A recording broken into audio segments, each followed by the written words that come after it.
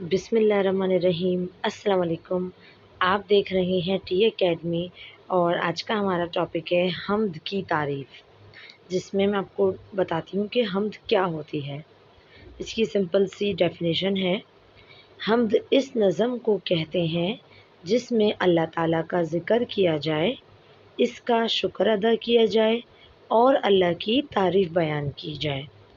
جیسے کہ آپ نے اکثر ایسی حمد سنی ہوگی جس میں اللہ تعالیٰ کی تعریفیں بیان کی جاتی ہیں، کہ اللہ تعالیٰ کے شان کو بیان کیا جاتا ہے، اللہ تعالیٰ کی رحمت کو بیان کیا جاتا ہے، وہ ہے حمد۔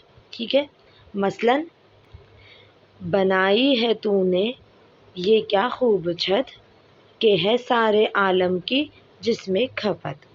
جیسے کہ آپ اس شعر کو دیکھ رہے ہیں، اس کے اندر اللہ تعالیٰ کی تعریف بیان کی جا رہی ہے کہ اللہ تعالیٰ نے کتنی خوبصورت یہ چھت بنائی، مطلب اس آسمان کو، اس دنیا کو بنایا ہے، اور یہ سارا عالم کے جتنا بھی نظام چل رہا ہے یہ سب کچھ اسی میں ہے۔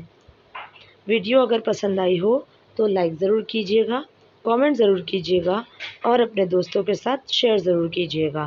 جزاک اللہ۔